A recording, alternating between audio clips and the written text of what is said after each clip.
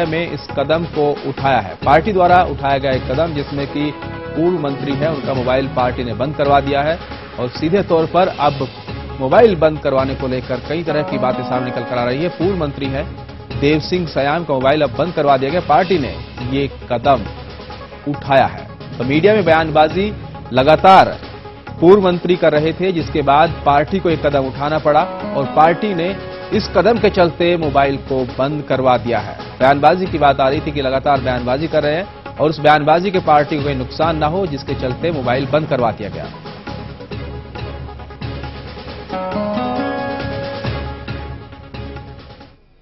इसी बीच इस वक्त की एक और बड़ी खबर रीवा से आ रही है, जहां पर लक्ष्मण तिवारी को टिकट दिए जाने का विरोध हुआ है। हजारों समर्थकों ने यह विरोध किया है। दरअसल ज्ञापन सौंपकर प्रत्याशी बदलने की मांग भी की गई है। उमा भारती के समर्थक है लक्ष्मण तिवारी, जिनको टिकट नहीं मिला। उसके बाद समर्थकों की नाराजगी जाहिर की, विरोध जताया, ज्ञापन सौंपा गया। कहा गया कि उम्मीदवार जो भी आपने बनाया है उसे आप बदलिए। ज्ञापन सौंपकर प्रत्याशी बदलने की मांग की गई है। उमा भारती के समर्थक माने जाते हैं लक्ष्मण तिवारी, जिनको अब सीधे तौर पर कहा गया कि बदला जाए और लक्ष्मण तिवारी को टिकट दिए जाने का विरोध किया गया है। उमा भारती के समर्थक माने जाते हैं लक्ष्मण तिवारी। हजारों समर्थक वहां पर पहुंचे, ज्ञापन सौंपा गया और प्रत्याशी को बदलने की मांग की गई।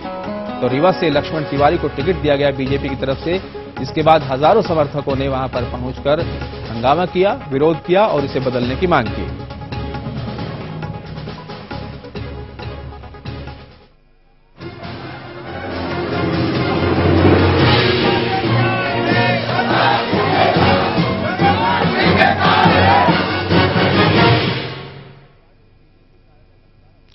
मध्य प्रदेश में सत्ता की हैट्रिक लगाने में जुटी बीजेपी काफी मुश्किल में दिख रही है। पिछले एक पखवाड़े में बीजेपी कार्यालय का नजारा देखें तो एक बात साफ हो जाती है कि बीजेपी कार्यकर्ताओं में अपने विधायकों को लेकर खासा संतोष है और वे उम्मीदवारों में बदलाव चाहते हैं। हर रोज अलग अलग इलाकों के कार्यकर्ता बड़ी संख्या में पार्टी दफ्तर पहुंचकर राय जाहिर कर रहे हैं।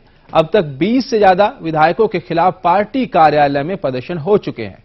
बात तो मारपीट व पुतला दहन तक भी पहुंची है। वहीं पार्टी के कई नेताओं का लगातार पार्टी छोड़कर जाना भी बीजेपी की सत्ता की राह में एक कठिन रोड़ा बन रहा है। कुछ समय पहले तक आराम से जीतती दिख रही बीजेपी अचानक पार्टी के भीतर मचे बवंडर से हिल गई है और इस हंगामे और बगावत ने शिवराज के सामने सवाल खड़ा कर दिया कि क्या बीजेपी तीसरी बार जीत का ताज पहनने में कामयाब हो पाएगी।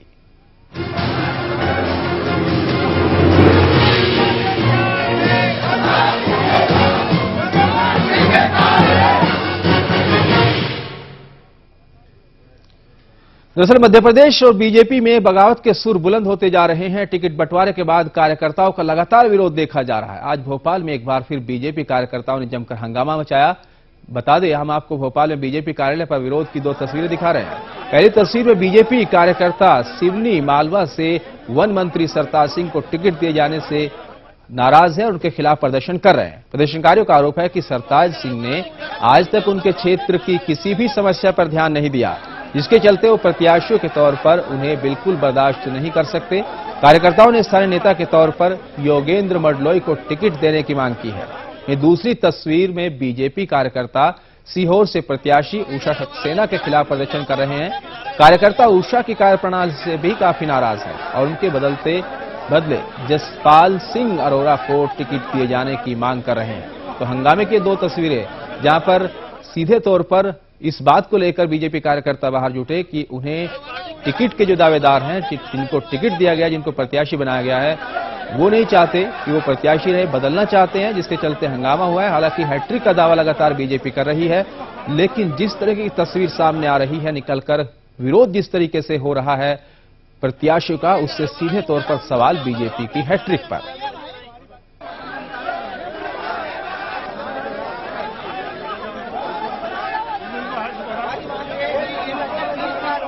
20 साल हो गए, उसके बाद में अभी 5 साल से क्षेत्र में ने एक बार भी कदम नहीं रखा जाके कि 5 साल में क्या हो रहा क्या नहीं हो रहा। पिछली बार नहरों में पानी की समस्या को लेकर इनके पास गए तो इन्होंने बोला मेरे पास पानी की समस्या लेके मत आओ, आप बोले दूसरी समस्या को लेके आओ, दूसरी समस्या लेके जाते हैं तो बोले ये समस्या लेके मत आओ, तीसरी समस्या लेके आओ, और पहले तो इनको ढूंढने का उससे मिलते नहीं। 20 साल में सीहोर में कोई विकास नहीं हुआ। 20 साल में सीहोर की सड़कें गड्ढा हो गई हैं। ग्रामीण क्षेत्र सीहोर से बेहतर है।